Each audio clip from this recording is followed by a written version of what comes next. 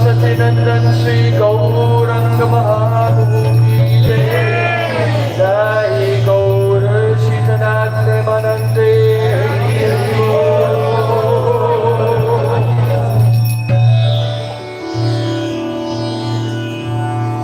Shri Chaitanya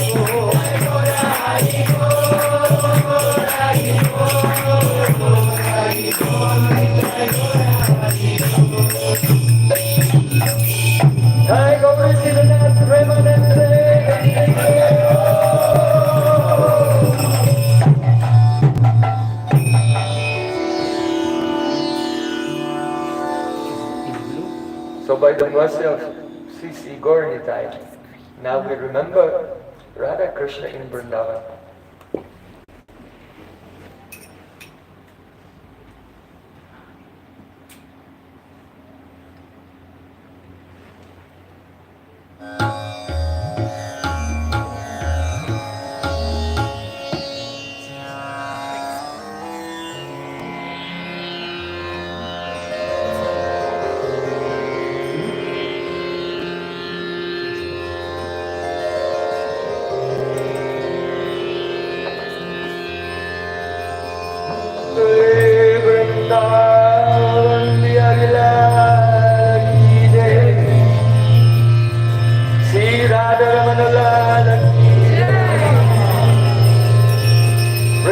Rajkumari Ji ki jai. Jai Jai Shri Radhe. Jai Jai Shri Radhe.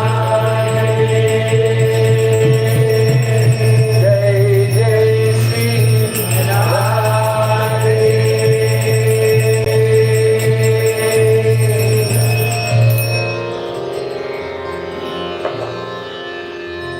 Jai Radha Madhava.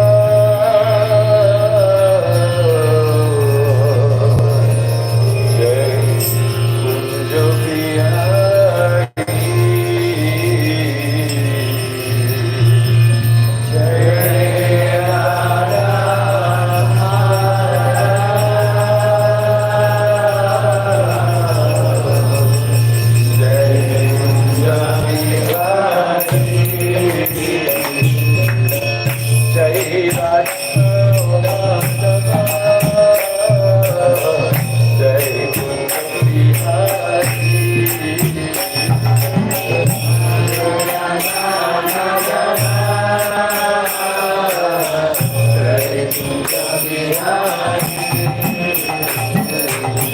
Jai Radha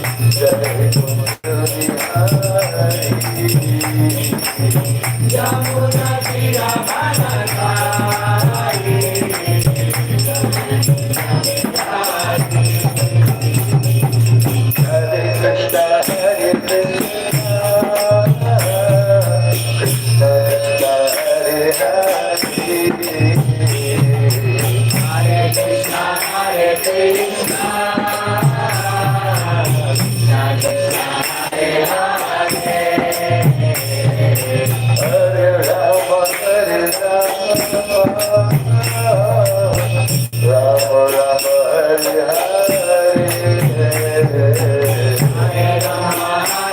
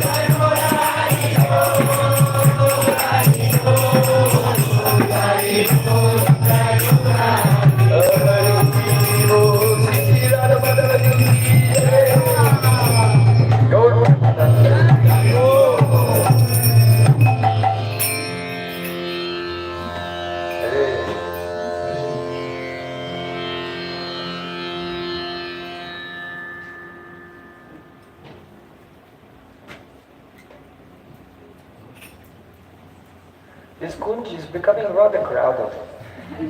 So I request if everyone can move forward a little, because more people are arriving. And there's not so much room, there's lots of space here. You can move right up to the teachers.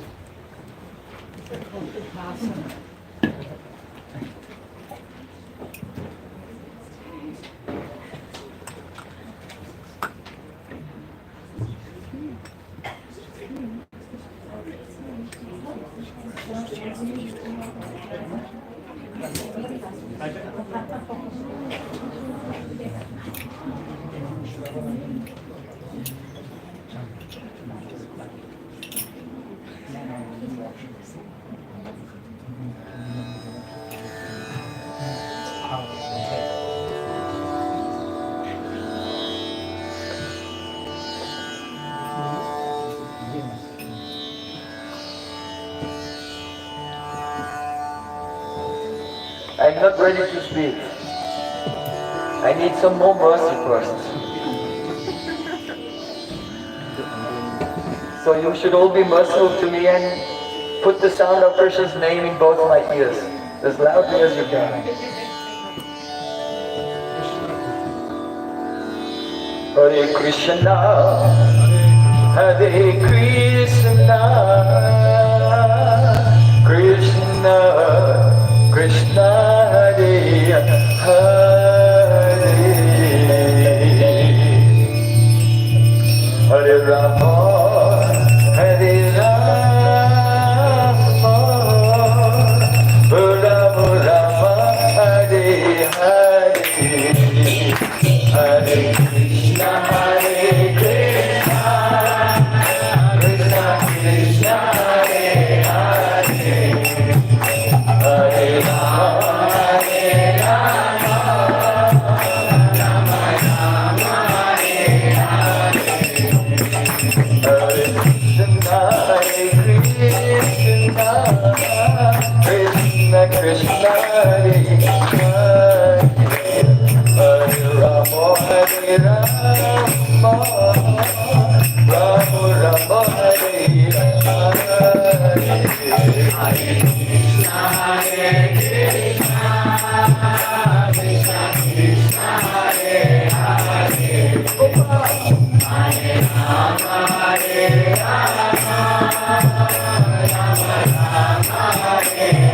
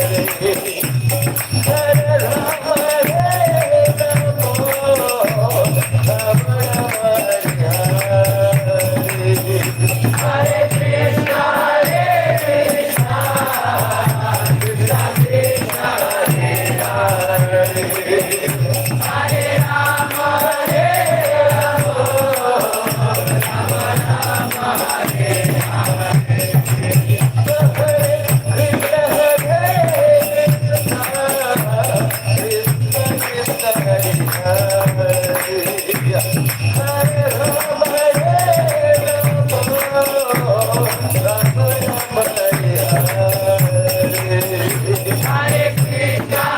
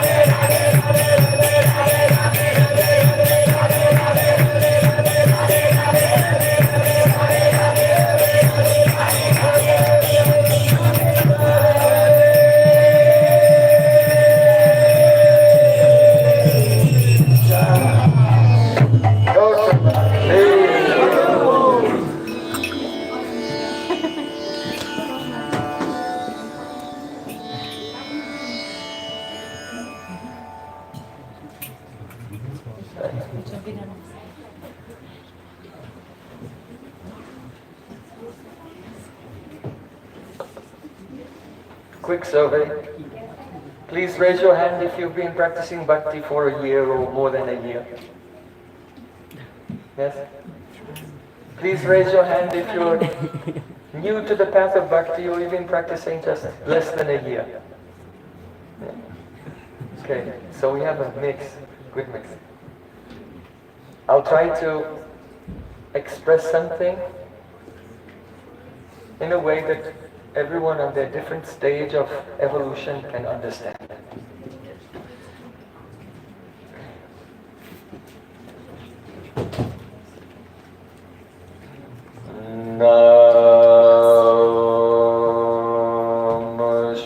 Namastrishtam manavi ashuchiputram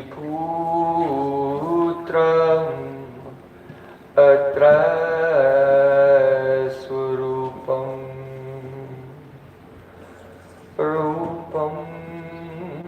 tasya kachamuri purim maturim goshvarim radha kundam girivaram aho radhika madhvasam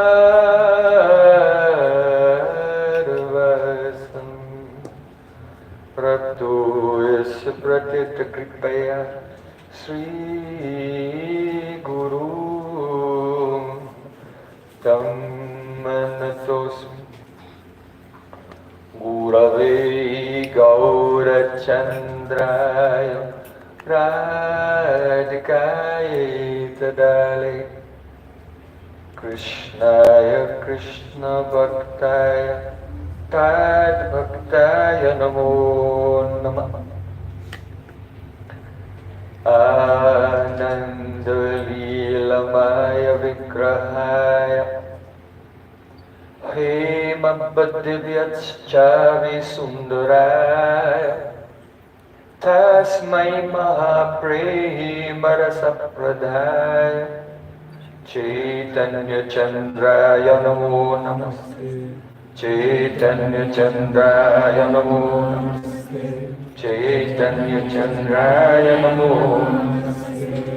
Bhakta-vidhina aparadalakshe Vitta-chakramani-charangamani Vipa-manitvam Shranam-prapaya Vrindenu-masi charanarabindram Vrindenu-masi charanarabindram Govinda Damodara Madhavedi Govinda Damodara Madhavedi Govinda Damodara Madhavedi Govinda Damodara Madhavedi Hare Krishna Hare Rama Hare Radhe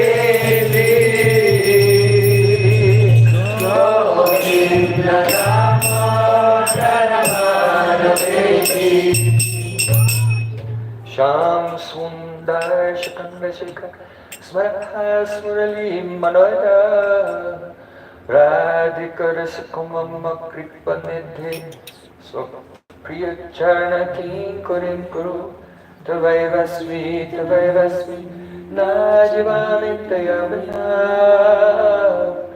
Nitivikyaya Devi Tam Namam Charantikam.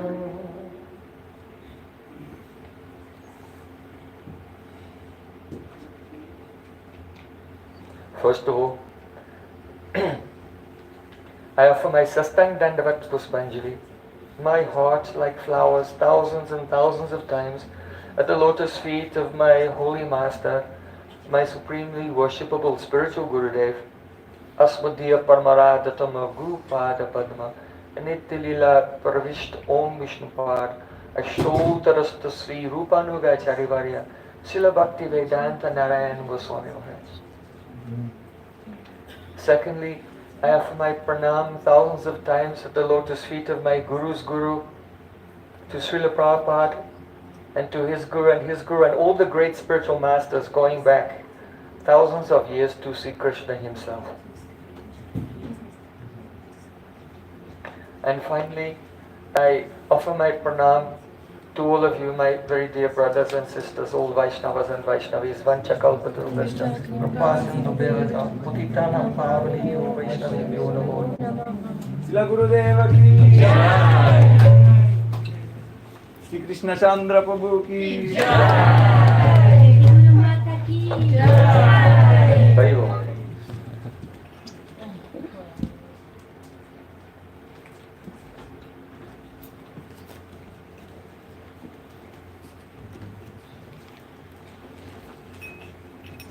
This evening, we want to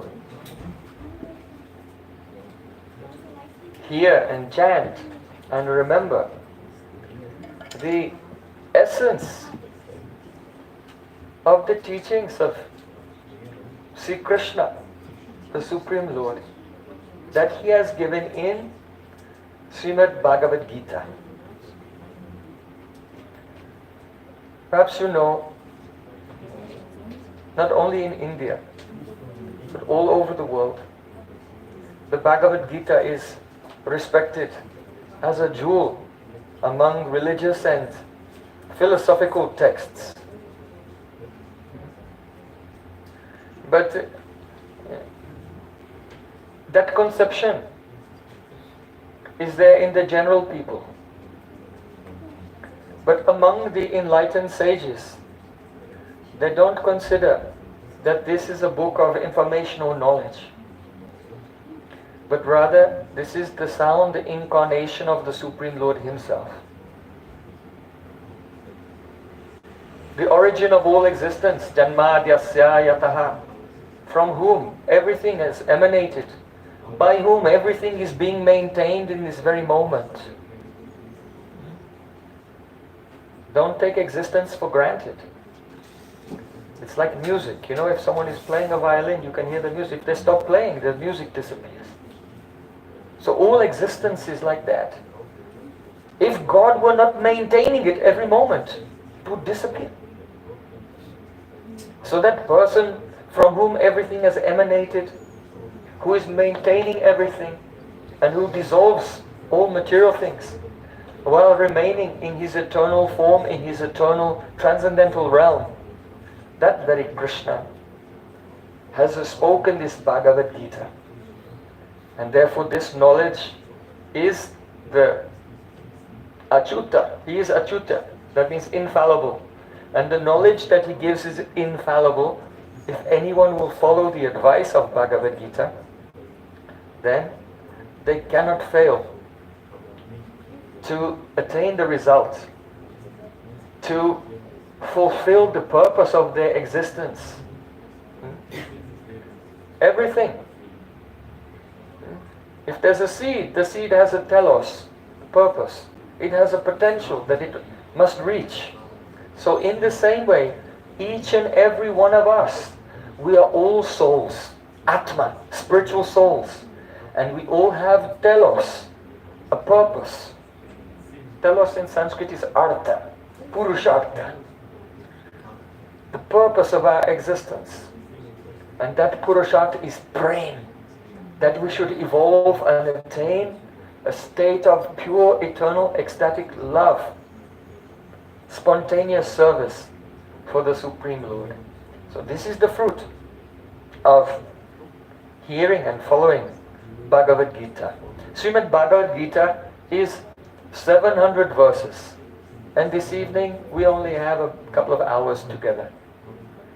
So fortunately, Sri Krishna has given the essence of all the 700 verses in only 4 verses. That is called catuḥ-ślokī Gītā. In the chapter 10, verse 8 to 11, 8, 9, 10 and 11, this is the catuḥ-ślokī Gītā, the whole Bhagavad-gītā in only 4 verses. So, though these 4 verses themselves are unlimited, we are praying that this evening we cannot touch this divine subject. It's like an ocean. But it may be that when the waves in the ocean crash, they throw a mist into the air, and then the wind can blow that mist even into a desert. So I'm thinking from the ocean of this nectar, the kripa, the mercy of Sri Krishna may be like a wind, and blow some of the mist of that pure nectar into the desert of Zürich. And then, one dried up plant like me will be touched by that nectar and blossom like these flowers here.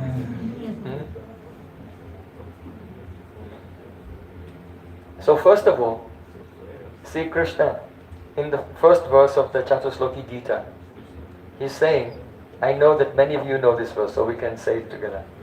Aham sarvasra prabhavam Mataha sarvam pravartate iti matva bhajantimam buddha bhava samanvita. Good. I'm so happy that many of you know the verses. When we first learn the verse, it's like having, an artist, before they make a painting, they take some charcoal first and just draw the outline. So when we learn a verse, it's like that. Now we have an outline in our mind. And then when we have sadhu sangha, very powerful, pure association, they will give all the colors. And the picture will come to life. Not only a photograph, but also moving. Aham sarvasya prabhava. See, Krishna is saying, Aham, I. It's very important. The first person singular, not the first impersonal singular. I indicates one individual, unique spiritual being. When someone says I, it means not you. So don't think, no one should think that they are God. It's very popular today. People just smoke something and whatever, and then they become enlightened and think that they're God. So enlightenment is not so cheap. God is a unique individual who is great. Satyam Jnanam Anantam Brahma. That being who is eternal, who is unlimited, who is filled with knowledge, whose knowledge is unlimited. So that cannot be any of us, because our knowledge is not unlimited. Otherwise we would not be studying Bhagavad-gītā to find out why we're here. So Satyam Jnanam Anantam Brahma, that Brahma must be someone else. It cannot be us, because our knowledge is limited. So Aham, Krishna is saying, I, a transcendental, eternal, spiritual person with unlimited consciousness. Sarvasva Prabhava. Prabhava means the source. I bring into existence. Bhav means existence. I bring everything into existence. I am the source of not only this universe, but millions of universes. Not only the millions of countless material universes, but also the spiritual planets, which have no beginning or end. They're not created. But still, He is the foundation of everything. Because the spiritual world, Vrindavan, and all of Vaikuntha, and so on, is just the aura of the spiritual body of Krishna. It's the sparkling glow. His own effulgence has become it's called Tadrupa Vaibhava. Swarupa Tadrupa Vaibhava. The spiritual world is the Vaibhava, the glory emanating from His spiritual form. So He's the source of everything. Matak sarvam pravartate. By me, everything, pravartate means is the initiated. Everything is set into motion by me.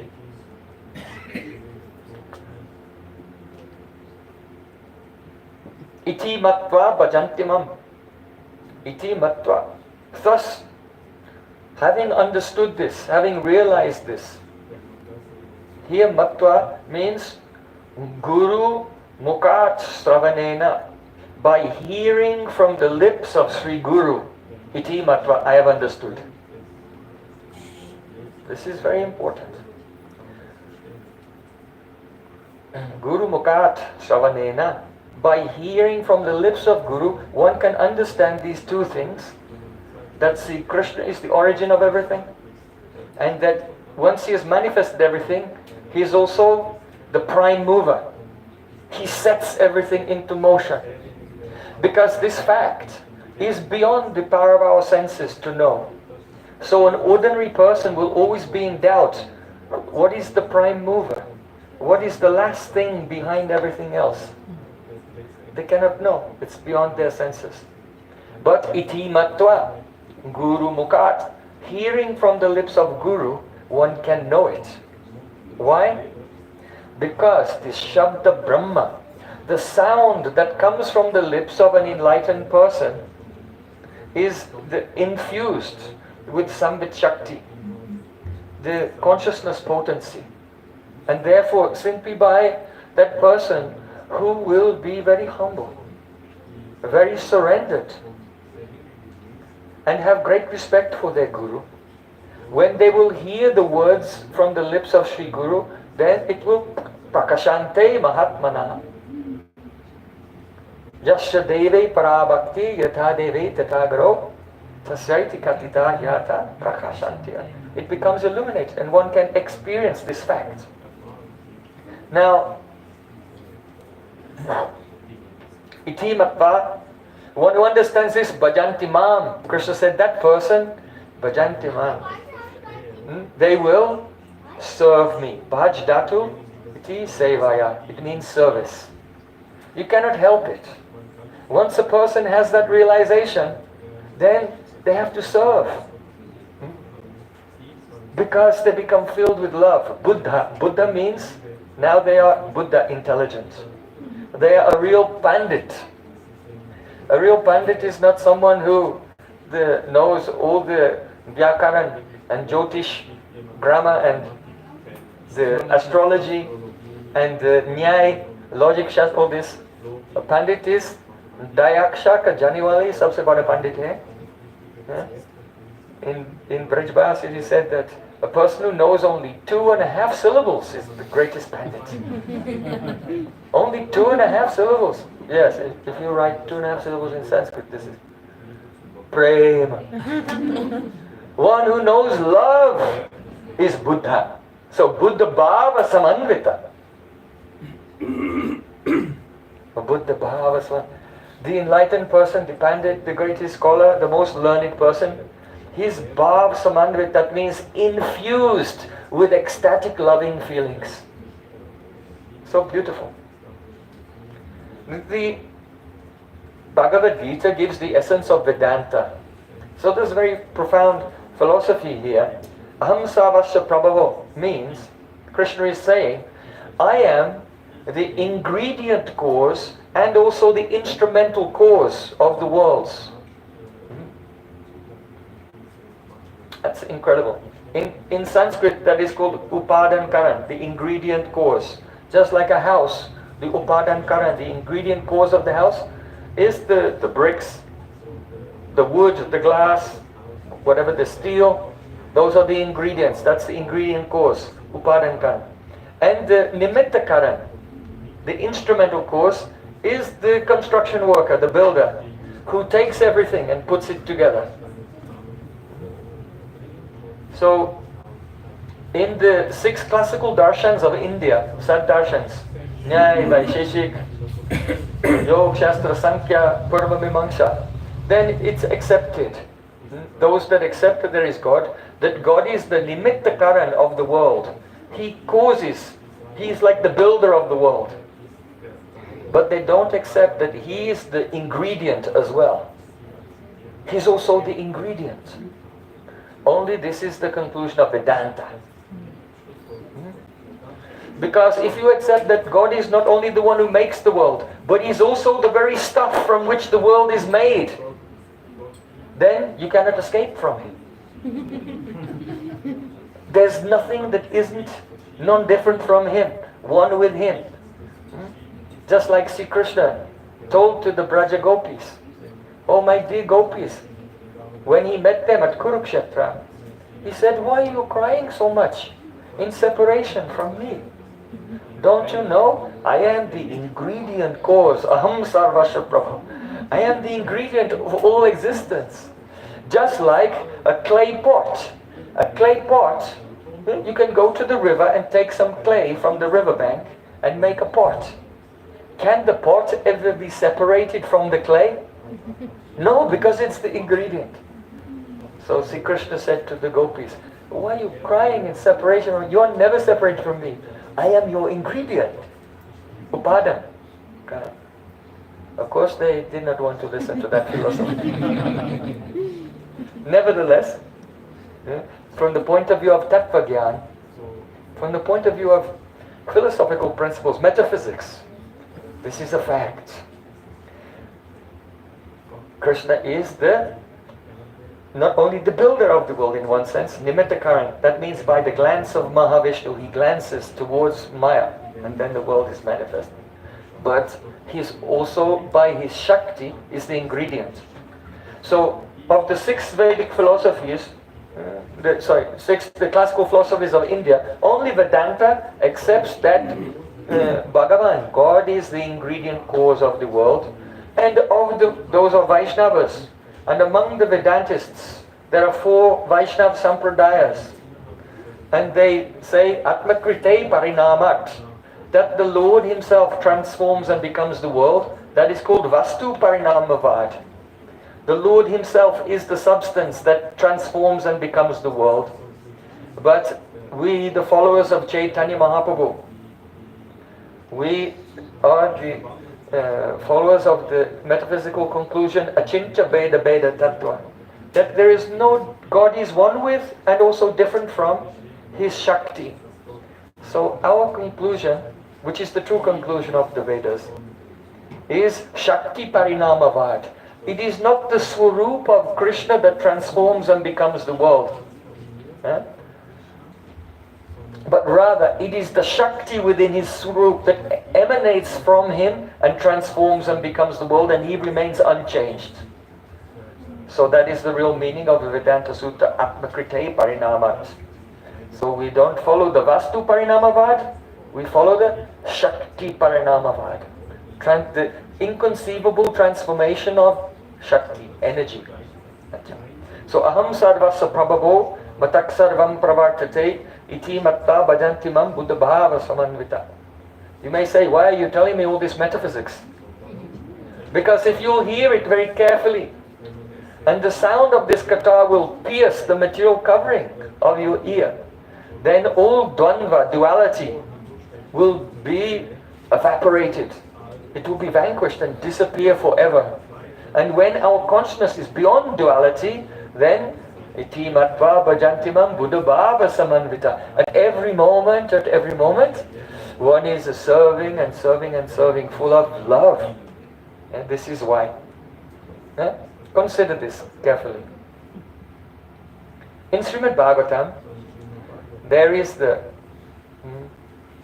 Vyaskut, the riddle of Vyas. Vadanti tat tattva vidas tattvam yad jnanam advayam prameti paramatmeti bhagavan iti shabdyate. Sutta Goswami is saying, very humbly, he does not say, I know the truth. He said, Vadanti tat tattva vida.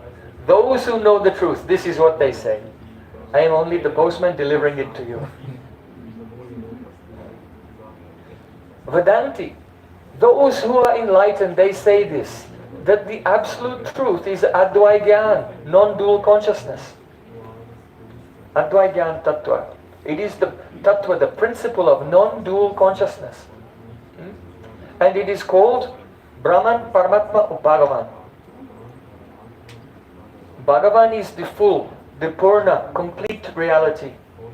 Paramatma is his expansion of expansion that enters into the material energy and causes it to take shape. That's the meaning of Matak Sarvam Pravartate. I am the ingredient, and I also enter into myself in the form of the ingredient, and then I set everything into motion and become all the forms. You see? All the forms that you are seeing everywhere. These are not primarily the person you think it is. Oh.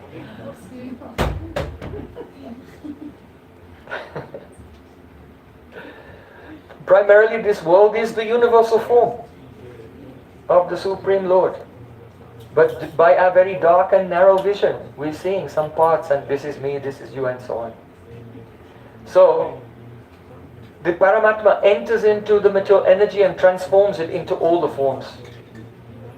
Eko Bahusham. I am one, I will become many. So that is Paramatma, the expansion of Bhagavan. And the light emanating from Krishna is Brahman. So these three things, Brahman, Paramatma and Bhagavan, they are one reality.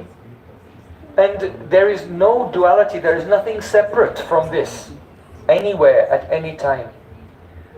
As long as we have dviti abhinivesh, absorption in the idea that there is something separate from God, then we are experiencing material existence. There is one reality, Advaya Gyan Tattva, the non-dual conscious reality. And as long as our own consciousness is affected by duality, we cannot understand that non-dual reality. Note it. Advaya Gyan Tattva. The truth is non-dual. And as long as our consciousness is in duality, we cannot know it. This is why, if we will just speak about Krishna or speak about the Vedas, or we listen to someone else speaking about the Vedas, and we're listening, and we learn it all, and we memorize everything, but we're still in Dvaita, dualistic consciousness, then we haven't understood anything. Because there's no middle ground. There's the truth, the reality, which is Advaita, non-dual, and then there's Maya, where there's duality. So until the words of Bhagavad-gītā, which are infused with power, coming from the lips of Sri Guru, pierce the material covering of our ear and free us from duality, then we have not truly engaged in Shravanam, hearing. The first anga of bhakti is hearing. So I know you've heard this before. The first anga of bhakti is hearing. But today I humbly request, please hear one more time. This word hearing, Shravanam, is not the same as the word you use in your common everyday life. Dring, dring. Oh, I can hear the telephone ringing. So that hearing and this hearing, which is the first anga of bhakti, is not the same thing. If you come into the world of bhakti, bringing with you your dictionary from the material world to understand it, then outwardly you may have tilak and the sika and kantimala and everything. But inside, one is still in the material consciousness. One has not entered into bhakti yet. So the understanding of words according to our worldly experience, that is, according to kusanskar, the bad impression we get from our limited material experience is called kusanskar. So what we understand, the words of the Vedas, when we interpret them on the basis of our kusanskar, then that is called avidvat rudivriti. Rudivriti, the conventional understanding of the words, which is avidvat, not of an enlightened person. So we want to come to this stage of hearing everything from the perspective of vidvat rudivriti. That is, that when we hear the words, they strike us, the meaning appears in our heart and reveals and illuminates non-dual consciousness. If the words we are hearing are not illuminating non-dual consciousness, then we are in Maya. Then we did not hear, because these words are the sound incarnation of God, and God is never touched by Maya.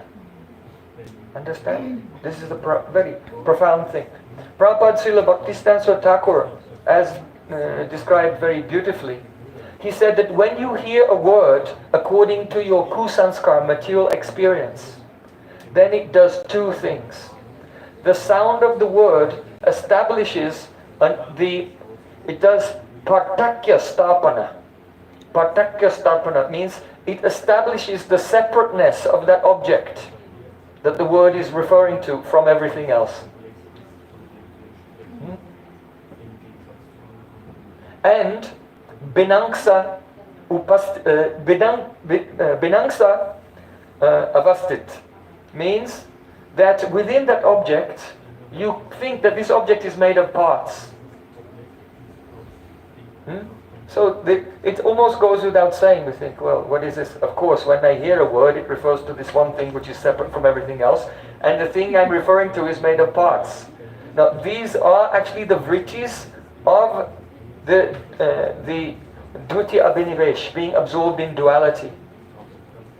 When the words are received by a pure ear, then everything is understood to be a manifestation of Krishna. Sarva bhuteshu ya pasyat bhavatam bhavam atmana. Everything is existing within Krishna, every Krishna is within everything. And the ecstatic love, everything is an expression of ecstatic love. So, when we hear the words, but on the basis of our material impressions, because of not being surrendered, being humble, and accepting the sound deeply into the heart, then two things. Partakya starpana, it is separate, and it is itself filled with divisions. But when the covering of the ear is pierced, then when we hear sound, not only the discussion of the Vedas, but any discussion, the enlightened person takes any sound, and then this is called Binangsa Pratima Nanatva Ekayana Vishisht. It means we hear the sound of a word and it gives a meaning in which there is a semblance of separation from other things. A semblance of separation, but we take it as part of a unified whole. Ekayana Vishisht. So, Binangsa means different parts. Binangsa Pratima Nama Atva. Nanatu means difference. Pratima means a semblance. There's a semblance of difference between the parts, which is Ekayana Vishisht, characterized by an overall unifying oneness. This is why Srila Bhaktisiddhanta Thakur called his journal the Harmonist. The Harmonist. Why? Because in our material vision, we see all separately existing random things bumping into each other. The world is like a mechanical chaos. And everything is disjointed. And when the consciousness is purified, all of existence is harmonized into one united reality. Therefore, he called his journal the Harmonist. And this is what Sri Krishna is saying here in the first verse of the catuḥ-ślokī Gītā. Aham sarvasya prabhavo matak sarvam prabhatate. There is nothing separate from me. Everything came from me. And I am also inspiring, setting everything into motion at every moment. You cannot get away from me. There's nowhere to hide. Not outside or inside. Just accept it. I can't accept it. But if you accept it, you can only accept it if there's a loving feeling towards Krishna. And those who accept that message of this first verse, then Buddha Bhava Samanvita, they go into Bhav. But this is also wonderful. Bhav. Bhav means ecstatic love. The best way to enter into this state of consciousness is by chanting the holy names. Hare Krishna, Krishna Krishna, Hare Hare, Hare Rama, Rama Rama, Hare Hare. Chant again and again and just be completely absorbed. Mano maddesh dito mantro, mantra maddesh tammana. Mano mantram samayatam etadi japa lakshanam. In Hari Bhakti Vilas, the definition of japa, repeating mantra is given. Put the mantra in your mind and put your mind in the mantra. How is that possible? If you have a box, like a big box, and you get a small box, you put the small box in the big box, then you can't put the big box in the small box. It doesn't work because of the limits in time and space. But fortunately, our mind is not like that. Put the mantra in your mind and put your mind in the mantra. Mano mantram samayata. Mix the two together completely, and that nothing exists except for the sound of God's name.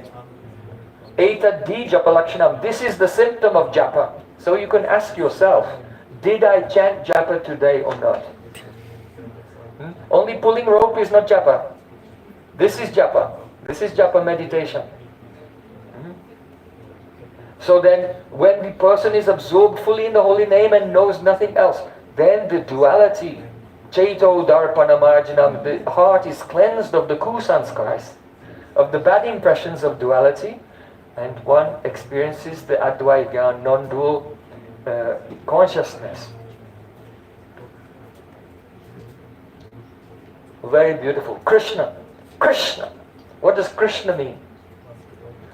In the Padma Purana it said, Krishi bhu vachaka shabdo nashcha nivriti vachakaha tayo aikyam param brahma Krishna ityabhidiyate.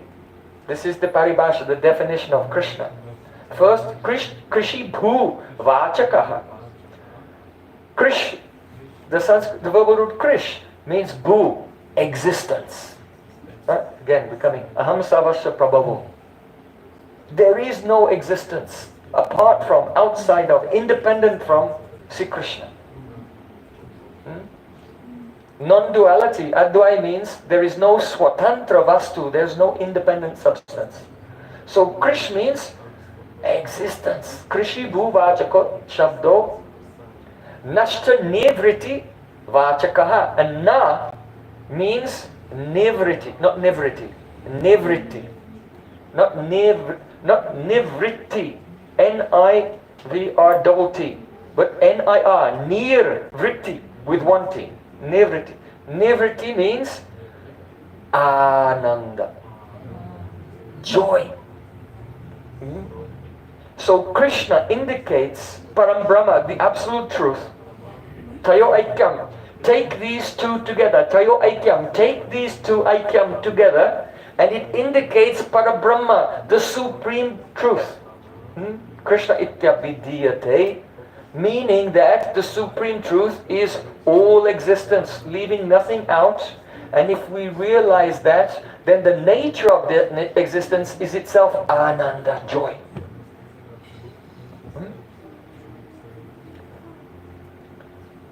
This is not something that most people appreciate. Do people think generally that all existence is just pure joy? No. Because that is maya. Ma, not, yeah, this, not this. What they're saying is not this, not the truth. So Krishna means the Supreme Personality of Godhead. He is the totality of existence. And when we surrender to Him, then we discover that He is of the intrinsic nature of joy. And therefore, when the soul merges into that ocean of joy, Buddha Bhava Samanvita, he's full of love, feeling love at every moment.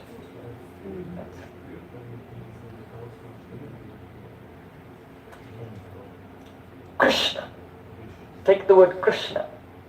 If we hear this word Krishna, then it does not allow us to do arope, superimposition of Bhogya Bhav.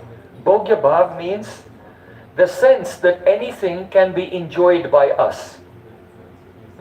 If I ask you, I'm going to say a word now, just raise your hand if you heard it. Krishna! Did you hear it? Yeah? You heard? Okay, so everyone heard it.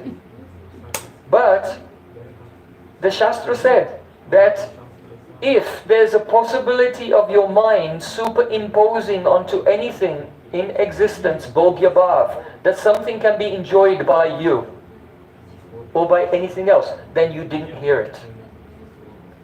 Because the actual divine Shabda, the Shabda of Krishna Nam, when it enters the ear, removes illusion and all possibility of thinking, I am the enjoyer of anything.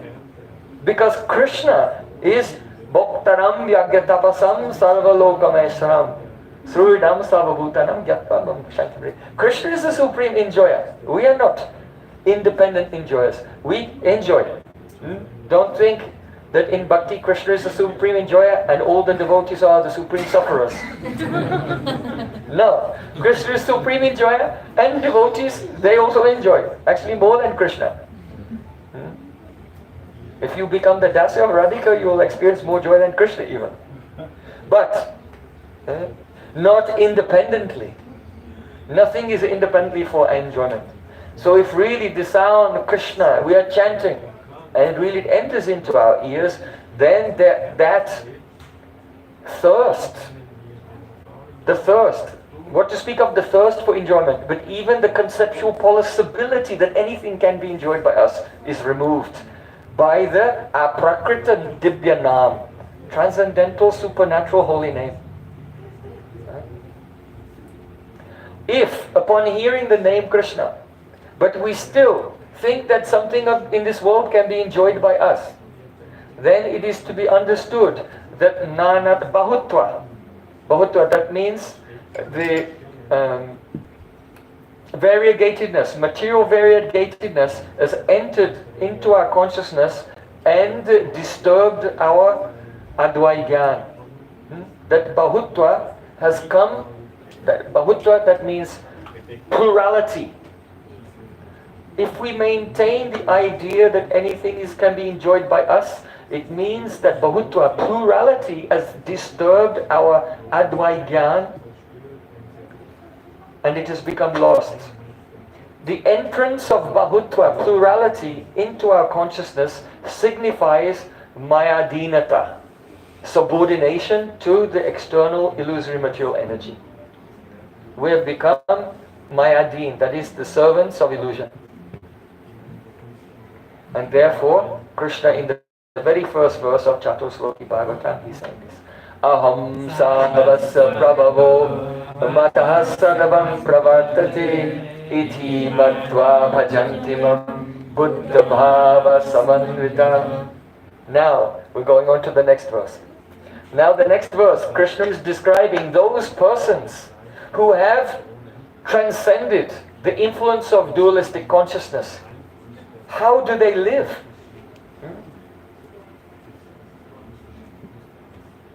Mat-chitta mad-gata prana bodhayantaha parasparam katayantas chamam nityam tushyanti cha Ramanti cha. Ramanti cha. Raman Ticha. Yes. Krishna said, now those persons who have gone beyond the experience of duality, this is why we have invited you today. We did not invite you to come and sit down and have a meeting and some social life with some old friends you haven't seen before, enjoy some prasadam. We invited you here to basically put some dynamite under the material mind and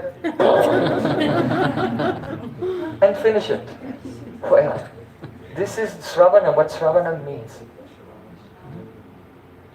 The mind, the subtle body has been dissolved. Prahlad Maharaj says this.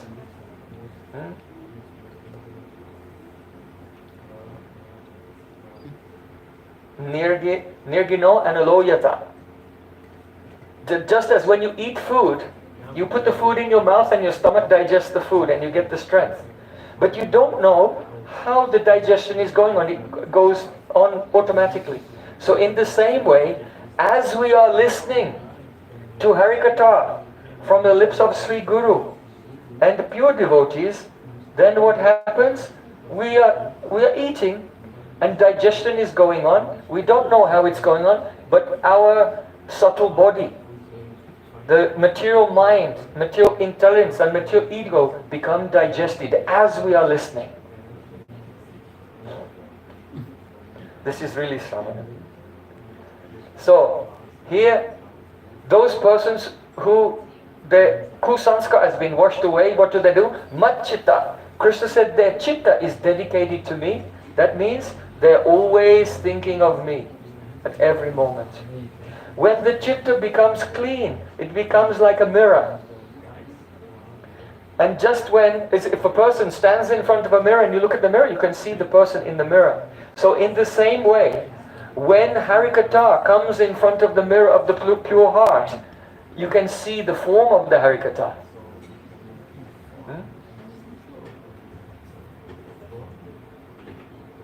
If the Vaishnava is speaking, Kasturi tilakam lalata patale vakshastale kaustubam nasagre varamuktikam karatale venu kare kankana saravange harichandanam sulalitam kante cha muktalavali gopasri paravestito vijayase gopala chudamani.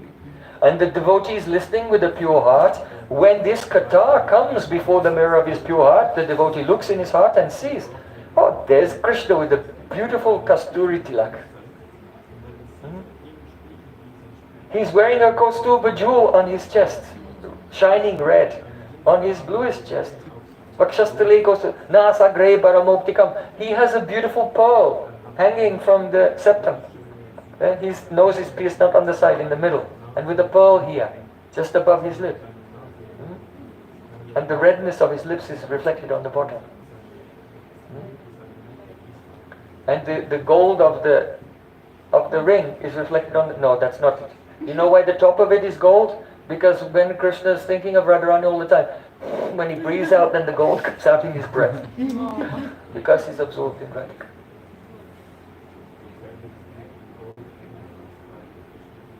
Nasakrevaramoktikam karatalevet. Krishna's holding a flute. He's decorated with jeweled bangles and rings. And a necklace of pearls. Gopastri paravestito. Oh, now the rasa comes. Because there cannot be rasa unless there's... If the visha is there, but the ashray, the object of rasa, but there should be the abode of love also, with the object of love. Gopastri paravestito. And he's surrounded by beautiful teenage gopis. Especially Radhika, Lalita, Vishaka, Chitra, Champakalata. Gopala, Chudama, he's the crest jewel of all cowherd boys. Like this. So this is really here. Matchitta. This is the meaning. Matchitta. With the pure heart, when the kata comes, then the reflection is that. Matchitta Madgata Prana. Madgata Prana means, Krishna is saying, with tears in his eyes, remembering his pure devotees. Madgata Prana. They've given their pran to me. That means they cannot live without me. Just as a fish cannot live without water. So the devotees chanting Harinam, they feel separation from Krishna and crying as if they're dying like fish without water. And Krishna is saying Madgata Prana and remembering those devotees who are chanting his name every day and crying. And tears are coming in the eyes of Krishna. Yayatamam prapadyante tangstataiva bhajamyam. Because he reciprocates with everyone. Everyone. Madchita Madgata Prana. Or for those who are from Bhava higher. Madgata Prana means Avir Bhuya Manobrito Brajanti Tat Swarupatam Swam Prakasha Rupa Api Vasamana Prakashyavat. That is that Bhav Bhakti. It's wonderful. Bhav means existence. And Krishna is all existence. And when you know that existence, then you go in the state of Bhav. Existence is not dry. A dry, sterile existence. Bhav is Bhav. Existence is of the nature of love. Raso vaisaha. Rasam evayam labdananti bhavati. So, when the devotee comes in the stage of Bhav, then Krishna's internal potency, his consciousness potency and Ananda, Samvit and Ladini, mixed together, they descend, Avir Bhuya Manobrito, and they enter into your pran. All the movements of your body and all the movements of your mind are due to pran moving. And Bhakti Shakti enters into your pran, so Madgata Prana, and takes over the mind and begins to reveal everything. So, Matchita Madgata Prana Bodhayanta Parasparam. The path of bhakti is not like solitaire. It's not a game that you play alone. In bhakti, the most important ingredient is what? Krishna Bhakti Janmamu Hoya Sadhu Sangha Prema Bhakti Janme Tena Puna Mukhya Anga. Chaitanya Mahaprabhu said, the root cause of the appearance of bhakti is sadhu sangha, associating with pure devotees. And even when we get prem, sadhu sangha is still the main ingredient in our spiritual life. So, Krishna is saying, Bodhanta Parasparam, the pure devotees come together, and they, Parasparam means mutually, and Bodhanta means they're enlightening each other. So one is speaking, and the other is listening, and as he's listening, he's seeing Krishna in his heart. And then another one is speaking, and the others are listening, and they are seeing Krishna in. So Bodhanta Parasparam. Katayantas Chamam Nityam. Katayanta, they are speaking Harikatha. Kata, do you know what kata means? Katha means come, Anandam, Ananda Srupam, Krishnam. Ka means Ananda Srup Krishna. And Ta means Stira Stapayati.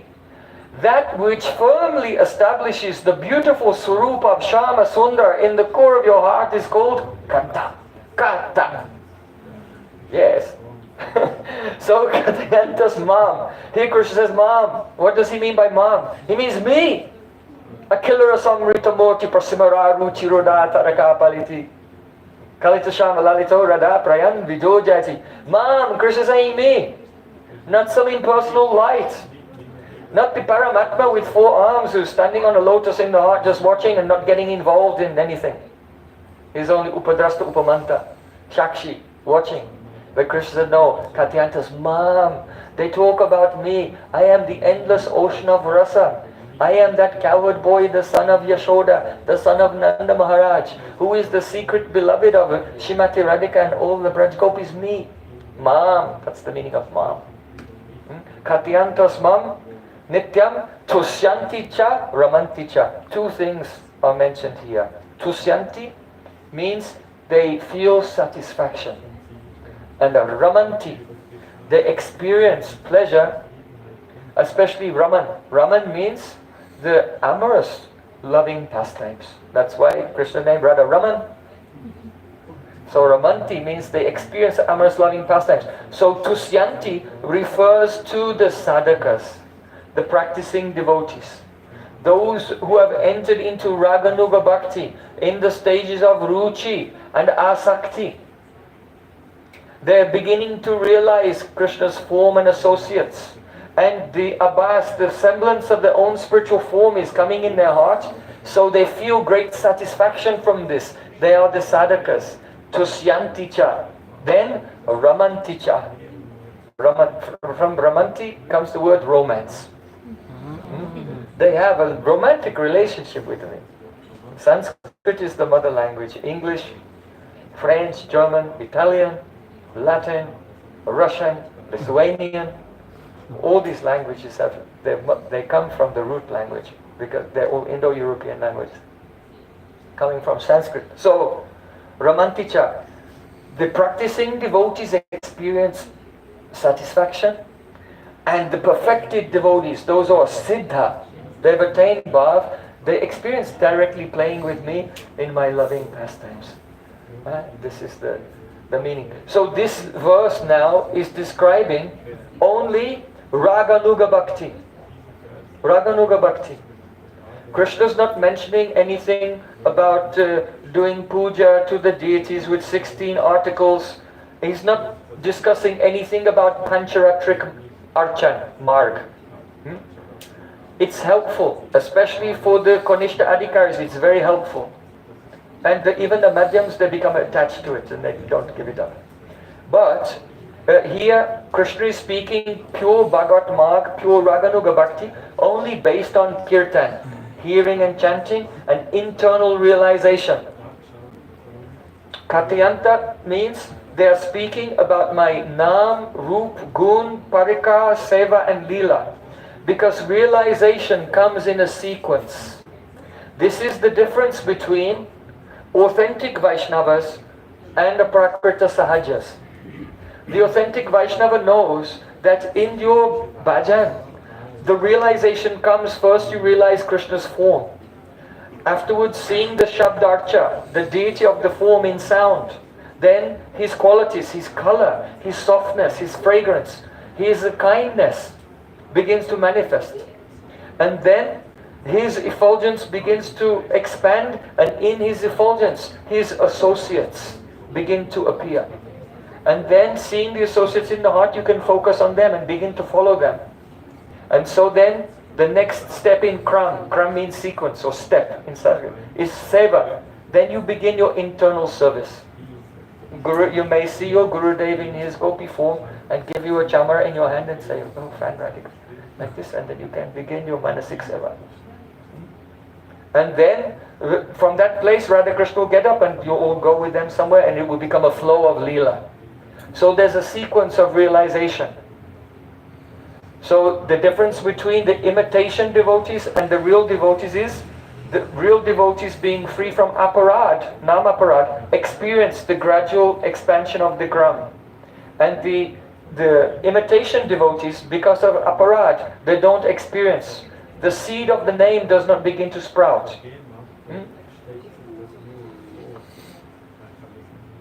Tabu jani aparade tahete prachu Krishna nama bija tahe nakare ankur. Krishnadas Kaviraj Goswami Pad said, if we are chanting the holy name and the seed isn't sprouting, name, form, qualities, associates, it's because of the presence of namaparad. So then one has to cry, Kabe habe bolo sedina rama, Kabe habe bolo sedina rama, apurada guji shudna me ruchi, shudna me habe hridaye santa, apurada guji shudna me ruchi, kripa pale habe hridaye santa, kabe habe bolo sedina rama, kabe habe bolo sedina rama. Oh, when will Nityananda Prabhu be merciful to me? When will Gohari be merciful to me? And then I'll be free from the nam apparatus and get taste in chanting. And then this seed will sprout, ankur. And gradually everything will be revealed. That's actual bhajan, Raganuga bhajan, which is described here in this verse. And the imitation is being covered with apparat, nothing is coming. So then just mumbling, material sound, and speculating at the same time. So this will actually increase material attachments and worldly desires after some time. One will not be purified by this. So now Krishna has described the process of Raganuga Bhakti in the company of pure Vaishnavas, free from anartha, free from aparat, with sambandha gyan.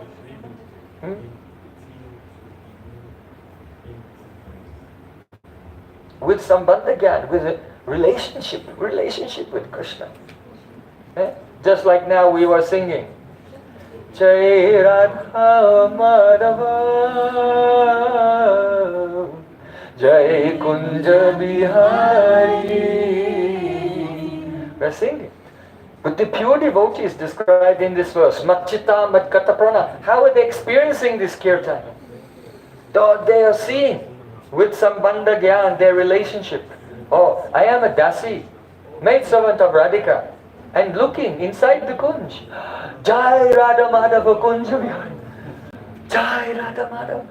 Oh, how wonderful. Oh glories, oh glories. Radha Madhava are playing in the kunj.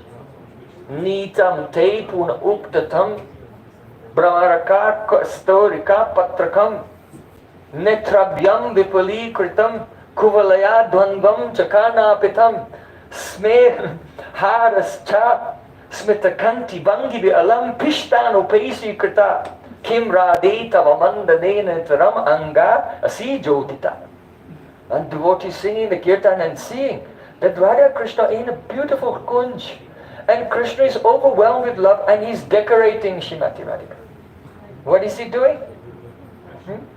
He is painting very beautiful leaves and flowers and vines on her forehead in kasturi. If the person is more advanced, they may see that they are there as a maidservant of Radhika with the plate with kasturi and a brush and bringing it to Krishna. And Krishna is taking it and dipping it and painting.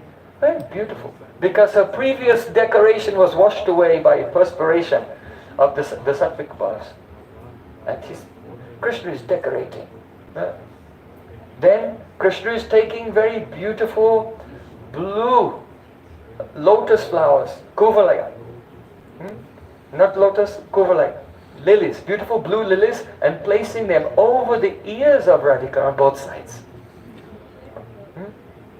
And then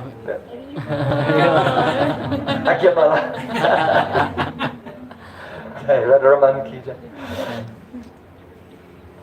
Then See, Krishna's taking a garland, a necklace. He's taking a necklace of jewels and putting the necklace of jewels. Just I was about to say hara. Hara means necklace. And then it Krishna's taking a necklace of jewels and placing it around the neck of Radhika. And then he's admiring how beautiful she looks with the paintings of leaves, with the blue flowers on her ear, and with the necklace of jewels. Then Krishna tells, Nitam te puna uktatam. What was the use of my decoration? It is all useless. Why? Because your beautiful black curling hair is more beautiful than the Kasturi paintings. So, Nitam te puna uktatam. I've made a mistake of the redundancy. You know, in Sanskrit, if you write a poem, then if you write something but you repeat yourself later in the poem, it's called puna ukti. Puna ukti means the defect of repetition. So Krishna, I have done puna ukti. I've made the defect of repetition because I painted these beautiful leaves here, but it's no match for your curling hair which is stuck to your forehead by perspiration. Alas, alas. Oh, and what did I do? I made the same mistake. I put blue flowers over your ears, but your eyes are so blue, and your eyes are so long, and your heart is so restless. You see, if your heart is very steady, then your eyes are like a rishi.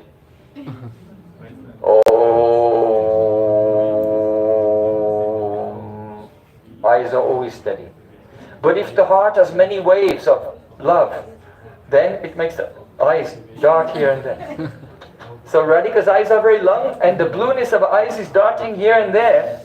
What was the use of decorating your ear with a blue flower when the blue light from your eyes keeps decorating your ears? By glancing here and there because of the waves of love.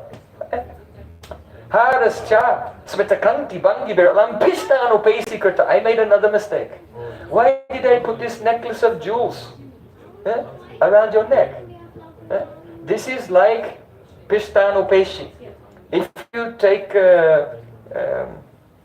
wheat and you grind it into flour, then you make flour. But if you take flour and you grind it, what do you get? Nothing, because it's already flour. So that's called Pishtano Peshi. Grinding what has already been ground, this is the useless, this is redundant. So Krishna said, I gave you a necklace of jewels, but this is also redundant. It's Pishtano Peshi. Why? Because Radhika shyly, she looked down and she was smiling. And the light of her smile reflected on her chest and became more beautiful than the jewels. So this is the example. Katyantas chamam nityam tushanti cha ramanti cha. The devotees are engaged in katha, and they're hearing without aparad, without anartha, and with sambandha gyan, and entering into that katha in a krama, in a sequence. This is Raganuga Bhakti. So now, okay, there are 4 verses, we've done 2. Do you have time for another one? Yes. Because I know you're very busy and you're always punctual in Switzerland. Do you have to go, or can I speak a little bit more? Can we? Okay. So, then, now these questions, these verses, they raise some questions. This is the point. These verses raise some questions. The very last thing that Krishna said was Ramanticha. Means that the devotees actually meet with me personally and enjoy loving pastimes with me. Then someone may raise the question, but how is it possible that they directly see you? And how do they know how to meet with you? How do they know these things? Who teaches them? It seems like the devotees in this world. How does he enter into Goloka Vrindavan and meet with you personally? Who teaches them these things? So in answer to that question, Sri Krishna gives the reply. Teisham satata yuktanam vajatam priti purvakam dadami buddhi yogam tam yenamam upayanti te. Tesham, unto those, satata yuktanam. Here satata yuktanam means nitya samyoga akankshanam. Those persons who always desire to meet with me at every moment and they're feeling anxiety. Krishna, where are you? Kahan mora prananata murali badan? Kahan karan kahan pam Brajendra nandan? Kahare kahibo kebo jani mora dhuk? Brajendra nandana binu bhaji mora bhuk. Oh Krishna, where are you, son of Nanda Maharaj? You who play so beautifully upon your flute, where can I go and what can I do to meet you? Without you I am so disappointed. Who can understand the extent of my disappointment? To whom can I speak? And who will understand what I say? Without the son of Nanda Maharaj, my heart is torn apart. So such devotees, Tesham Satata Yuktanam, those who are Samyoga Akankshinam, always desiring to meet with Krishna, Bhajatam Priti Purvakam, and they engage in serving me, hearing, chanting and remembering. And also preaching is also the service to the Krishna in the form of his holy name. And Harikatha is also very important. So Bhajatam Priti Purvakam. Then to those persons, Dadami Buddhi Yogam Tam, I give the buddhi. Here buddhi means for ordinary person, buddhi is a rajasic chitta vritti. So here that means buddhi, the intelligence of an ordinary person, is a passionate movement of pran in their chitta. So here buddhi means I give them buddhi, that means avirbhuya manovrito. My spiritual energy enters into their chitta vrittis. It takes over their minds. And I personally enlighten them. Yena mam upayantiyate. And by this enlightenment that I do myself, I enlighten them from within. By this they can come to me. Just as Shukadeva Goswami has said, after describing the Rasa Lila in Srimad Bhagavatam, Anugrahaya Bhaktanam Manasam Asrita Bhajate Tadashi Krido Yasutva Tatparo Bhavet. To show mercy to all of the devotees, the perfected devotees and the practicing devotees, even to everyone, to show them mercy. I appear in this world and I perform my loving pastimes of Rasa Lila. Yasrutva Tatparo Bhavet. And those who hear this pastime, Tatpara, they become absorbed in it. It does not mean that you become absorbed only in remembering it. It means that you become absorbed into the pastime itself. That by hearing the Rasa Lila, your soul is enveloped into that pastime directly. So that's the meaning of Yena Mam Upayanti Ite. I give them the enlightenment within by which they come to me. Tesham Satatuktanam Bhadatam Pratipurvakam. Very nice. So something is very special here. And that is, Srila Vishnu Chakravarti Thakur said,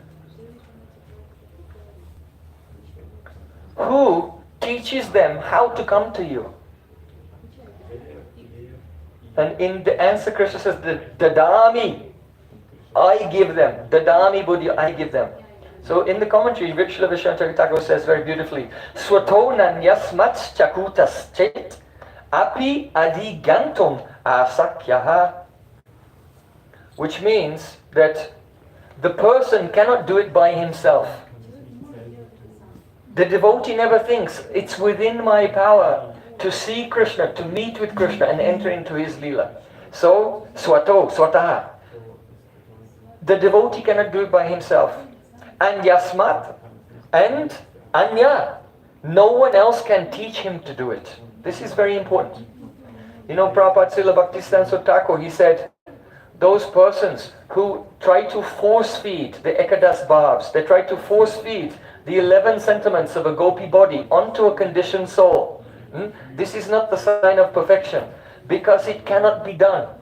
A conditioned soul cannot receive this his divine identity by someone getting it in this way. Even in Jaiva Dharma and Harinam Chintamani, it's always the form of a discussion. and the disciple is opening his heart and describing his taste. And then seeing his taste, Guru is just refining his realization. And yes, it is a upasaka pariskriti, the refining of the internal realization by the Guru. But the Guru cannot force it on you just by some words. So here Krishna is saying, Swato, you cannot do it by yourself, and another person cannot do it. Adigantum asakya, cannot know it in this way. But here, dadami, I give, means this. Mad ekadeyas. Mad ekadeyas, tadeka graya. Means, mad ekadeya, I am the only one who can give it. Mad ekadeya, tadeka graya. And this person described in this verse, that is satatam, the tesham satati yoktanam bhajatam pritibhav, only that person can receive it. Okay? So there are two things here. No one can give it. Only Krishna can give it within. And no one can receive it. Only that person who is tesham satati yoktanam bhajatam pritipurvakam. So this is an expanded explanation of what Prabhupada has said in that letter about these things. Very wonderful point. So, in other words, our path is not the Aroha Panta, the ascending path. Aroha Panta means the path where you climb on the basis of your own merit, by your own strength, by your own capability. The paths which are Arohavad are the paths of karma. If you want to do a sacrifice to go to heaven, then you do karma. Even that you have to make some bhakti with it, otherwise it won't work. But the mentality of the karmi is, I am doing this and I will get the results. On the path of Gyan also, I will philosophize into a state of liberation. I will think myself into nirvana. Or I will stop my thinking and bring about my entrance into nirvana by the force of stopping my own thinking, whatever the conception may be. It's all a rohavad, that I'm depending on my own power, the ascending process. But bhakti is avarohapanta, the descending process. And so, the very confidential things, they cannot be given or forced on someone, but the persons who are following the verse Matchita Madgata Prana, they are the Ekagrahya. They're the only ones who can receive. So while a person is absorbed in hearing, chanting, remembering in the association of sadhus, they have realization, and then internally, dadami buddhi yogam tam, Sri Krishna guides them how to come to him. This is why Srila Rupa Goswami's instructions on Raganuga Bhakti are very simple. Krishnam Smaram Janam Chasya and Seva Sadhaka Rupena. It doesn't say more than this. Which is what? Huh?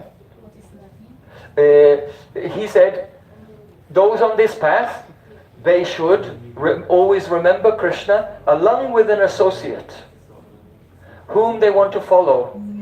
Tatkata Rataschaso, and be absorbed in Harikatha about Krishna and that associate. That's all he said. Then Seva Sadhaka Rupena Siddha. If you do this, your Siddha Rupa will appear within. That is the Dami Buddhi Yogantam, Yena Mam Upayanti Ete. And as it's coming, you can go to a Bhajan Shiksha Guru, he can give some refinement, like this. Just a little, as you're being lifted by the spiritual energy towards your goal, maybe you're going a little bit, and he'll just little touch, like, just deflect it to make sure it's exactly on target, like this. Understand? So, this is the, bhakti is the avarohapanta, the descending process. We have to depend on mercy of Krishna. And so, this point, that the path of bhakti, we have to depend on mercy, Krishna now, he emphasizes this in the last verse of the catuḥ-ślokī Gita. What does he say? Tesham evanu kampatam aham jnana jam tamaha nashayam yatma bhavasto jnana deepena bhashvata. Tesham again, for those persons, means of those persons, eva, certainly, anukampatam, for the sake of anukampa, giving mercy. The point here is that Someone, after hearing the first verse, when Krishna said, I will personally enlighten you within, then the devotee said, but why would you do that? Krishna says, Tesham evana kampartam, because I am very eager to do it. Krishna wants to give mercy to his devotee. When the devotee comes in the stage of asakti and calls out to Krishna, then Krishna trembles. And he's anxious. When he's overwhelmed with anticipation, I want to give my mercy to this person. So, Tesham evanu kampatam. Krishna is saying, I am eager.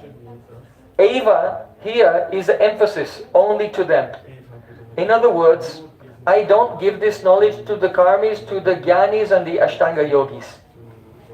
I don't give this knowledge even to those who are following Vaidhi Bhakti. It is those who are following the Raganuga Bhakti. Tesham evanu kampatam. One may say, but Krishna, surely we have to apply ourselves onto this path of Jnana. Because how can you even know that you're the soul unless you do a very thorough neti? You know, there's a philosophical process on the path of Jnana, neti, not this. My body is made of earth, I am not this. It is made of fire, not this. Water, not this. Air, I am not this. Space, I am not this space. Mind, I am not the mind. Neti, not the intelligence, neti. I am not the ego, neti. I am not even the chitta, neti. So the philosopher, the jnani, is doing neti, and he's trying to negate everything which is not essential. Srila Bhaktivinoda Thakur, he said, in this verse, Krishna is thinking, those who follow this arohavad, the path of self-elevation, depending on their own strength, even by doing neti for many lifetimes, they will not get even one atom of the pure jnana that I am giving to my devotees. Now, if they will do neti, and they cannot come to the pure knowledge only by jnana itself, but if they were to come to their pure jnana vritti, this jnana vritti is sattva gun. It is not the jnana that Krishna is speaking of in this verse. When Krishna said in this verse, jnana deepena, I illuminate with the knowledge, with the torch, with the lamp of knowledge. The knowledge that Krishna is talking about is not the jnana vritti of the jnanis. That is of sattva gun. Kaivalyam sattvikam jnanam rajo vaikalpitam chayat prakritam tamasam prakritam jnanam Manishtam nigunam smritam. Krishna said, the knowledge of Kaivalya, the oneness of things, comes from Sattva Gun. Kaivalyam Sattvikam Jnanam Rajo Vaikalpitam Chayat. The knowledge of difference between things comes from Rajagun, and that's what we were speaking about earlier. When we hear words and it does the Patakya Stapana, establishes this is separate from other things. So the knowledge of material differences comes from Rajagun. And only the knowledge of gross physical things, Tamasam Prakritam Jnanam, like how to fix a car or something like that, how to bake a cake, just knowledge of just things around us, this how to make an iPhone. So this knowledge, this is tamasic, Krishna said. But Manistam nigunam smartam. The nishta, when the consciousness has nishta, it is fixed in me, and it is nishta loyal to me, chaste to me, then that is nirgun, that knowledge is nirgun. So here Krishna is saying, I don't give this knowledge to the jnanis, they don't even get the pure sattvic knowledge without bhakti. But if those are doing pure Raganuga Bhakti, Tesham evano kampatam aham agyana jamtamaha. Whatever ignorance is remaining in their heart, even when realization is coming in asakti and even in bhav, there's a little shadow. There's a little shadow of the klesh, even in the stage of bhav. That's why the person in bhav is not called fully a siddha. In prem, all the klesh, all material misery has gone. In bhav, there's no suffering, but there's a small shadow of the kleshas there. That is the avidya, asmita, rag, dvesha, and abhinivesh. So here Sri Krishna is saying, they don't have to make any effort. You don't have to make any effort. Krishna is saying, serve me, hear, chant and remember about me. No need to make any effort. I myself, nashayamyatma. Nashayami means I will destroy whatever trace or remnant of material contamination is still there. I will destroy it myself. Atma bhavasto. Atma bhavasto. Atma means in the heart. Sto means situated. Bhav means that Krishna himself feels bhav for that devotee.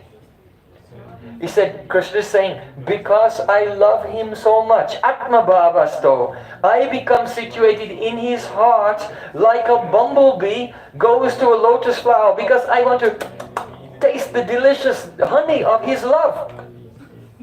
This is the meaning of Atma bhavasto. I go there with bhav into his heart. Yet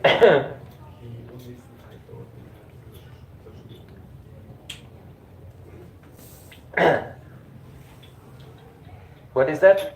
Yete charanam buruhat jigranti karna vivarai shutivata nitam bhaktya grihita charana paraya chatesham naipaisi nata vidayam buruhat swapumsam. So it is said in Srimad Bhagavatam, Hridayam Burat, the heart of the devotee, is like a lotus flower. And I am like a bumblebee, and I come and to taste the nectar of the devotee's love in his heart, and I don't leave him.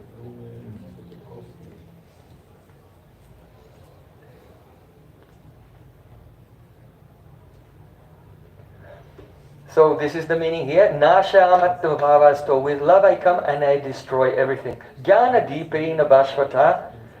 With the illumination of the torchlight of knowledge. So this knowledge here is the knowledge of my form, qualities and pastimes. And how that devotee will serve in those pastimes.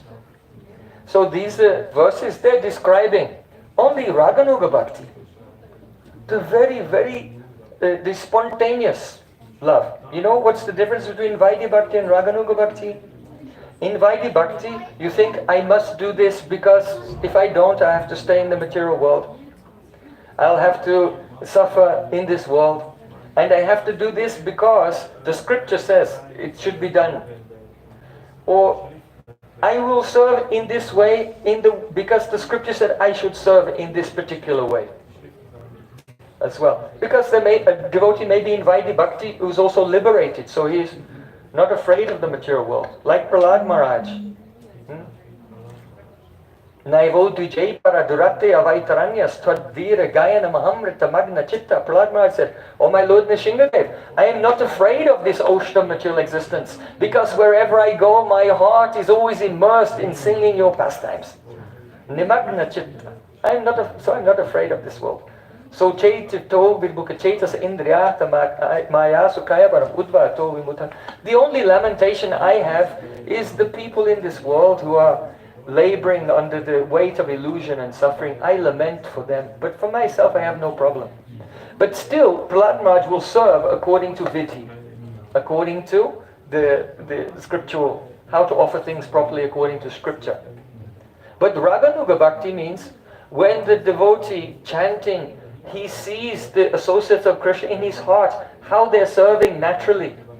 And his consciousness becomes bathed in the rag, in the spontaneous love emanating from those associates. And he gets a ruchi, a taste in that. And so all his hearing, chanting, remembering is inspired by taste in the ragatmik paripati, the methods of service of the cowherd boys, of Madhya Yashoda, of the gopis of Vrindavan. He has taste in their way of serving. then when he hears and chants and remember, inspired by that taste, this is called Raganuga Bhakti. Like our Srila Prabhupada, who just complete the class now, just give a small illustration of the Raga Marg. Because we started right at the beginning with a very basic Vedanta and metaphysics. Now we'll come to something for the more experienced devotees. Srila Raghunath Das Goswami,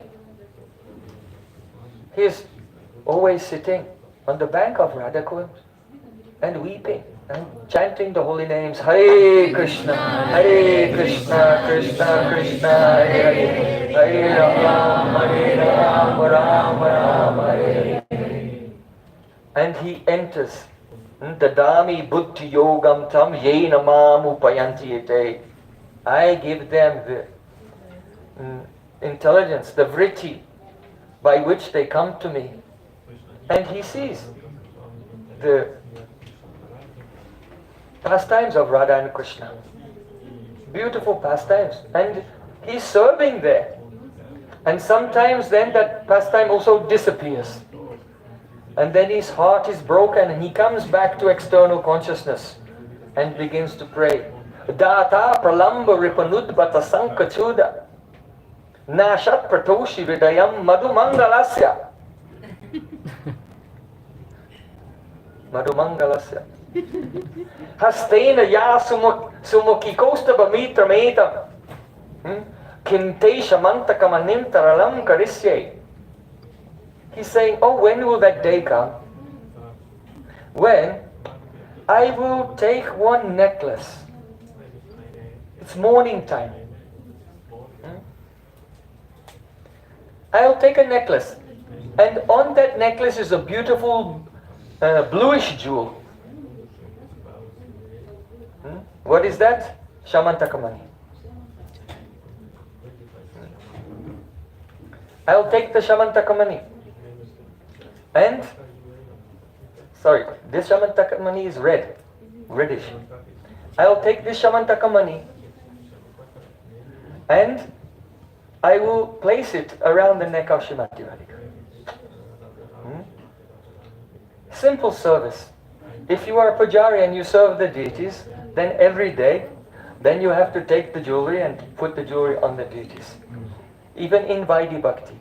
But those who are in Ragamag, they also decorate the deities every day, but remembering these beautiful verses, like Raghunath Das Goswami. Kimte Shamantakamanam Taralam Karise. When will I place this beautiful jewel as the main pendant on your necklace, around your neck, like this? But this is a Bhav Seva. Bhav Seva. That means it's not only dressing, but dressing Radhika in such a way that she becomes inspired. She's inflamed with more and more desires to serve Sri Krishna. So, Data Pralamba Ripunudbata Sankachuda. Where did this Shamantakamani come from? Do you know where it comes from? It comes from the head of Sankachuda. There was a demon named Sankachuda. And Sankachuda, he tried to kidnap Radharani at Govardhan. Radharani was sitting on a jewel throne and he picked up the jewel throne and ran away with her. At that time, actually, Krishna sat on the throne first. And then said, oh Radhika, come and sit with me on my lap. And just as Radhika sat down with him, Radharani's grandmother came, Mukara. And she's short-sighted. What's that? That rascal is there with my daughter-in-law. Then Krishna was afraid. He quickly got up and hid in the bushes. The grandma, yes, Mukara. Yeah, this is my Naptri. Krishna is my granddaughter. It will be a great scandal in the village. So then Krishna quickly got up and he hid. Now while he was hiding, actually one demon, Shankachuda, sent by Kamsamaraj, was there, and he was also hiding in the bushes, looking for a chance to kidnap Radhika and the gopis on behalf of the Kamsa Maharaj. So Sankachuda was watching. Just then, Mukara came and said to the gopis, catch him, catch that rascal, he's causing trouble in our village, he's making a scandal. But the gopis, they were just saying, oh, it was not our fault, he tricked us. He came here by a trick. We never intended to meet him here. Then Mukra said, I'll find him myself. But she's very short-sighted. And she went and looked in the bushes and said, aha, I caught him. And she grabbed Shankachuda and pulled him out. I said, look, we heard from Purnamasi that you can assume very ferocious forms. Yeah? And now we see it's true for ourselves. Then the Braj Gopi said, you blind old woman, what are you saying? That's not Krishna. It's a yaksha, a kind of demon. And then Shankachuda roared. And he with a stick, he began to hurdle the gopis, and he picked up the throne with Radhika on it and began to take them away. So then Mukura was crying, oh, my granddaughter, Krishna, Krishna, where are you, Krishna? Now we need you. So then Krishna came out from the bush. Oh, my respected, most respectable Mukura, go and save her. Yes, of course. So then Krishna went running, and then he let go of the gopis and he kept running, holding Srimati Radhika. But then Krishna was catching him, so then he put down the throne and he began to run, and Krishna ran after him, and then Krishna caught him and finished him.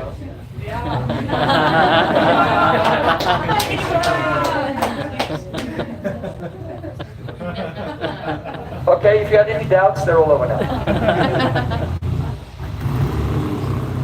And then Shankachuda was finished, and he had a jewel, a precious jewel on his head. He'd stolen it actually. He used to be a security guard for Kuver.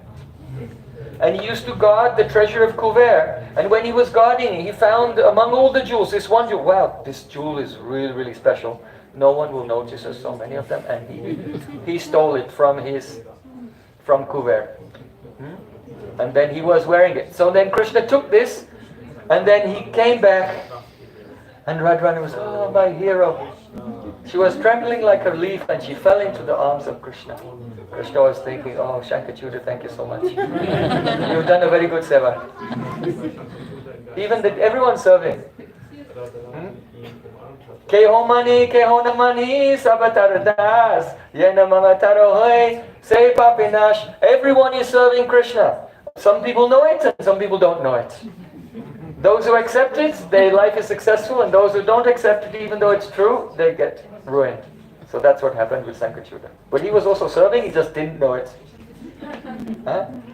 So Krishna was very happy with Radhika, and then all the gopis came there, and they were thinking, Krishna has this jewel, what will he do with the jewel? So then Krishna, it's a little bit like Narad Muni and the Parijat flower.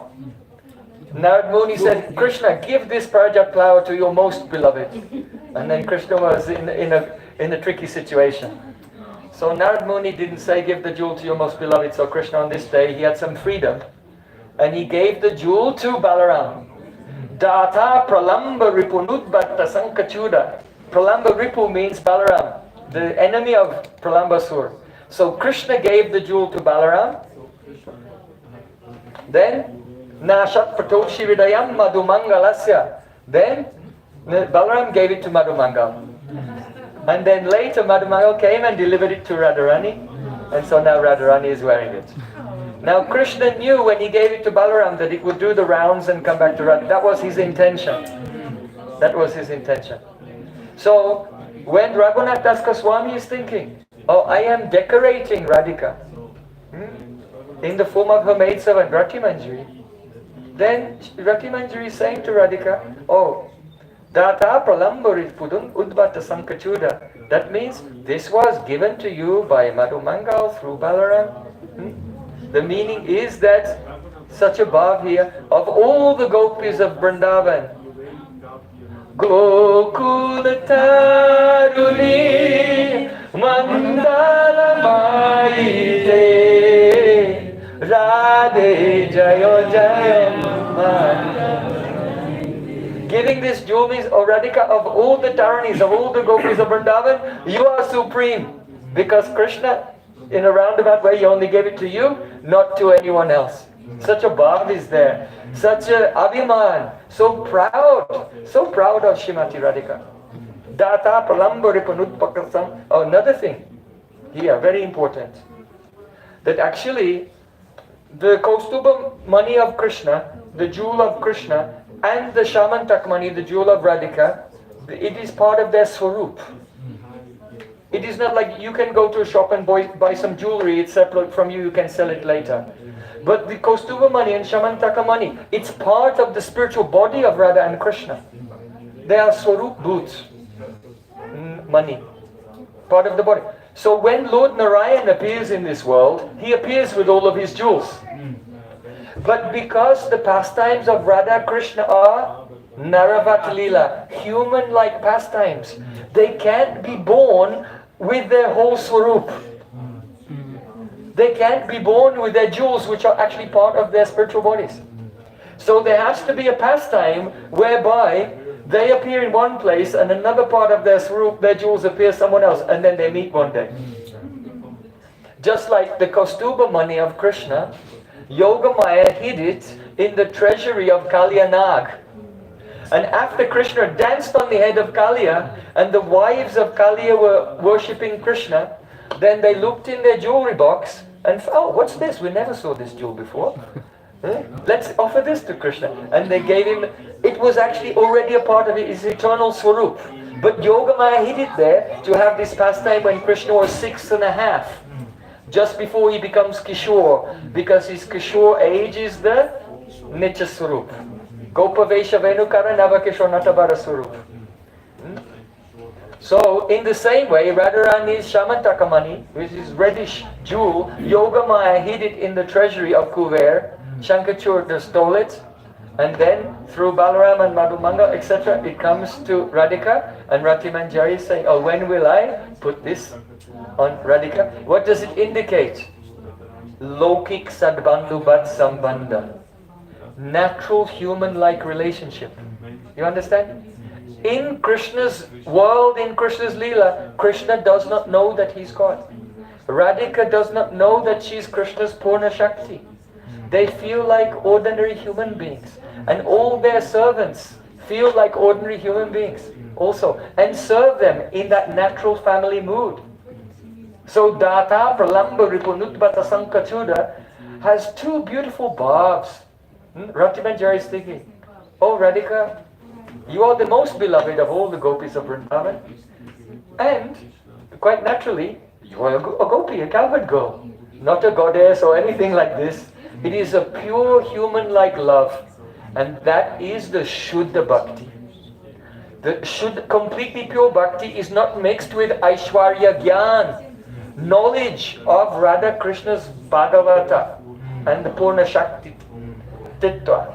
That Krishna is Bhagavan and Radhika is his full Shakti. That knowledge is absent when one enters into here. So when Krishna said, I illuminate the heart with the light of knowledge, it's not that knowledge that Krishna is God. In fact, this knowledge is like a kind of darkness that hides the fact that Krishna is God. Krishna is literally Jnana Deepena, about I illuminate their heart with the type of knowledge which is actually like a type of darkness which hides all Tattva Jnana. It hides the Tattva Jnana. It's there when they come out into their consciousness, but not when they're in the Siddha form. Internal consciousness, it's gone. When they come out to external consciousness, they know all Tattva. But in their inner mood, that is not there. So, Data Pralamba Ripunudbata Sankachuda. So he's saying, Hastena Ya Sumuki Kaustubha Mitrametva. She's telling Radhika, oh, this jewel, this Shamantaka mani, is the friend of Krishna's Kaustubha mani. Because Krishna has a Kaustubha mani. So if the Shamantaka mani of Radhika, she's saying, is the friend of Krishna's Kaustubha mani, she's causing Radhika to remember how her locket is dancing with Krishna's locket. Her jewel is dancing with Krishna's jewel. Especially this is the nature of friends. Friends always dance together, they play together. In fact, Shukadev Goswami has said, Uvaha Krishno Bhagavan Shridaman Parajita, Shridamanam Parajita. When Krishna and Sridham are wrestling, then Sridham defeats Krishna. And then when Krishna is defeated because he's the loser, then he has to carry Sridham on his shoulders. So Uvaha Krishna Bhagavan, even though Krishna is Bhagavan, he's carrying Sridamanam Parajita. He carries Sridham on his shoulders because he was defeated by Sridham. So when the Ratimanjari said, oh, this jewel, this Shamantakamani is the Kaustubha Mitra, the friend of Krishna's Kaustubha Mani, that means the Shamantakamani, that the Kaustubha Mani should be defeated by the Shamantakamani, and also the Kaustubha Mani will have to carry the Shamantakamani on his shoulders also. So when she's decorating Radhika like this, then hearing, this is the Bhav Seva, hearing the words of her maidservant, even without meeting with Krishna, already in her heart she's already meeting. That is the Rasamaya Seva. So this is the Shuddha Raganuga Bhakti that Krishna is explaining, which is the very essence of Bhagavad-gītā. He's pointing in that direction. Like the elaborate description is given in Srimad Bhagavatam and more Chaitanya Charitamrita and in the writings of our Goswamis. Nitai Gaura Premanande Hari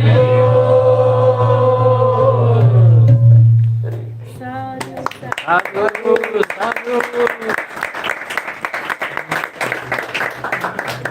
So just now everything's ready for Arti? Yes? So now we'll have the Gora Arti and Radha Krishna Arti, and then there'll be some dancing and kirtan, and then after that Mahaprasad will be served, and also during Mahaprasad I'll stay here. If any devotees can you give me that paper? If any devotees have any questions, you can come and meet with me, and I'll be very happy to answer your questions. I just want to make two short announcements. Yes? I just want to make two short announcements. One is, we have some books. This one is how to improve the japa every day. Improve the quality of our japa every day. This one is called Gaudiya Darshan. It's probably, I think, the most brilliant lecture I've ever seen in my life by Srila Bhaktisiddhanta Thakur, spoken in 1929. And it was never translated, but we just translated it this year for his 150th anniversary. So please try to get a copy of this. And there's Srila Bhaktisiddhanta Thakur speaks in a very elevated, and it's quite difficult to follow him. So I've also given a commentary as well to make everything become clearer as well. So, and then also for Prabhupada Bhaktisiddhanta Thakur's 150th anniversary that we've been celebrating this past year, there's another book by Prabhupada. It was never translated before into English. It was the Upakyane Upadesh Dvitiya Kanda. The first part was translated. This is the Dvitiya Kanda. These are 34 short stories from all over the Upanishads, from the Svetashvara Upanishad, Katha Upanishad, Kenu Upanishad, from the Mahabharata, from Prem Vilas, and from other scriptures, 34 short stories with very profound meanings for practical guidance in life. So this is called Vedic Wisdom Tales. And so this is, where's the book table? The back? The book table's at the back of the room. And then just one more thing, we have these sheets you can take with you, and this is our tour schedule. So after Zurich, next week from the 1st to the 5th of August, we have a residential retreat festival in Venice. So we have a beautiful Chaitanya Academy ashram in Venice. You can stay there, and we'll have programs like this for 5 days, from Mangalatik in the morning till 10 o'clock at night. So from 5 in the morning till 10 o'clock at night, all day, Harikatha, Kirtans, and so many services. And we'll also go on a Nagar Sankirtan through the streets, do you call them streets? Through the canals of Venice as well, with the big Sankirtan. So all the details are here. That's next week, the 1st to the 5th of August. 5 days, no, 1st to the 5th. Yeah, 5 days, complete immersion in Bhakti in Venice. So you're invited to come there. And then after that, for Julan Yatra, for 5 days of Julan Yatra, will be at Chaitanya Academy in Riga in Latvia. It's also a residential festival. We have a beautiful farm there. You can stay there for 5 days, and there'll be the Jewel and Swing Festival of Radha Krishna every day, the disappearance day of Rupa Goswami, and on the last day, Baladev Purnima as well. So lots of festivals that week. And then the week after that will be, 2 weeks later, it will be Janmashtami. So we have a 4-day festival for Krishna's birthday in Rome. And then after that, because Radharani is more important, a 7-day festival for Radhastami. 7-day festival for Radhastami in Mallorca. Mallorca, 7 days. And it will include Srila Bhaktivinoda Thakur's appearance day, Haridas Thakur's appearance, and so many other important festivals. So, and everything, all the festival fees and everything, accommodation is very, very inexpensive. Actually, you'll spend more money if you stay at home. Go to the festival. It will be cheaper than staying at home. And life is a festival itself. And, yes, there might be more kirtan and harikatha. I cannot say, maybe. And so then after that, we just want to invite people to come in Kartik for 1 month, Brajmandal Parikrama. For the whole month of Kartik, please come and stay in an ashram in Vrindavan. And we'll be studying this year during Kartik Lalit Madhav, the drama of Rupa Goswami Lalit Madhav, and visiting many places in Braj. And then other things are there. In the new year, we'll have a big festival in Goa, and then a parikrama in Jagannath Puri immediately after that, and then parikrama in Navadvip, and then again we return to ashram in Braj. So all the details are there. Just sell your car, sell your house. Krishna, you know, one thing I forgot to tell in the class, which is really important. When someone may say to Krishna, why do you give this knowledge to your devotees? Krishna says, Tesham eva anukam, because I feel so much mercy for them. I feel so much love for them. And there's another reason. The reason is this, because I promised. Ananyas chintayanto mam ye jana paryapasate tesham nityabhiyuktanam yogaksema vahamya. If someone is one-pointed, absorbed in my service, and always remembering me and serving me, then whatever they have, I protect it. And whatever they need, I carry it myself. So when Krishna said, they don't need to do any extra effort to get gyan, because I'll give them gyan, and I'll give them a better gyan also. I'll give it myself, because I've made this promise. Whatever they need, I'll give it to them. So here, this verse, Yogaksema Vahamyaham, is also echoed in the last verse of the catuḥ-ślokī Gita. Whatever they need, what you need knowledge, you need to know how to come to Goloka Vrindavan, Dadami Buddhi Yoga. I will give everything out of mercy. So don't worry, cancel everything and just come to all of the festivals. And if you think there'll be a problem, it's not your problem, it's Krishna's problem. Whatever you need, Krishna will come and he'll take care of it. We have experience in our life of this, and I'm sure others have this experience as well. So don't put any doubt in it. Anyway, here they are, you can distribute them to everyone. Now it's time for Gaura Arti. All the demigods are gathering in the sky to see the Arti of Chaitanya Mahaprabhu.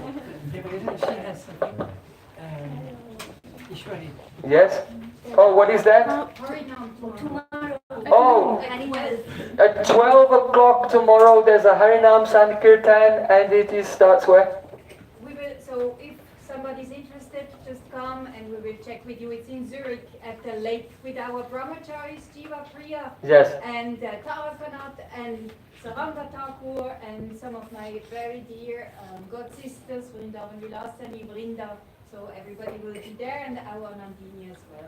So wonderful, yes. So you can get all the details from Ishri.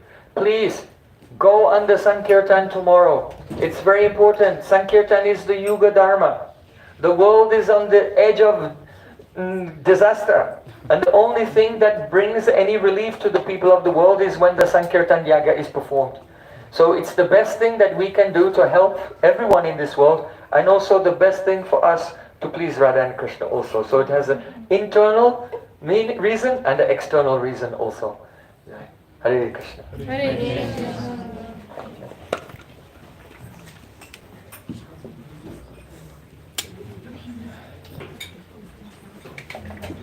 Ki bajayo Gaura Chande Arati Kishore Kivasayo Gaura Chande Arati Kishore Janavi